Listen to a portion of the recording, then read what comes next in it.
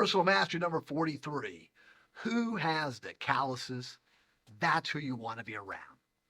Who has the calluses? Here's what I mean by this one.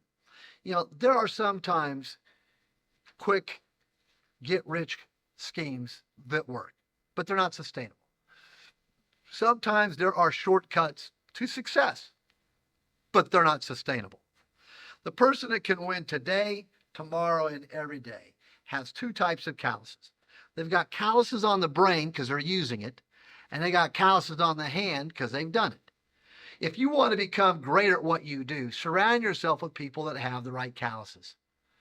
There's a reason, a time, and a place, and you can finish that line a lot of ways. But if I'm sitting down to read a good book, someone says, this is a good book, you should read it, Jeff. I always look at the author's bio on the back page to see whether or not this is an academic or a non-academic. Either one could be fine, but I want to know, do they have two sets of calluses? Because success only happens when the person's actually done both. Everyone can academically think of a great idea, but if they've never done it, there's going to be a whole lot of problems in front of them when they go to implementation. And again, you may have done it, but if you're doing what someone else has said to do and you really can't think it, well, there's a problem with that side too.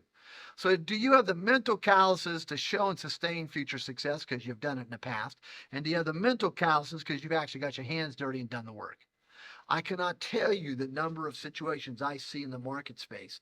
I have nothing to do with them, but I can see disaster happening because it's always one of those two. And I also cannot tell you the number of times with my clients I've helped to save them massive amount of pain by recognizing you're about to make a decision and you're not accessing this side or together. Or you're making a decision based upon this one here who's never done this, and they're about to lead you right off a freaking cliff. And I'm sorry, sometimes I've got to go back and politely say, I told you so. So with time comes wisdom, and part of wisdom is mental and physical calluses. Had a business partnership a couple years back. It cost me tens of millions of dollars. And afterwards, part of my therapeutic healing process was to write about calluses. I coined this phrase. In essence, I coined 13 lessons that business schools don't teach you about going into business with someone, because it was 13 questions I never thought to ask because the people I went into business with I had known for a number of years, so it just seemed natural. It would have been actually maybe rude and disrespectful, I thought, to have asked some of these questions.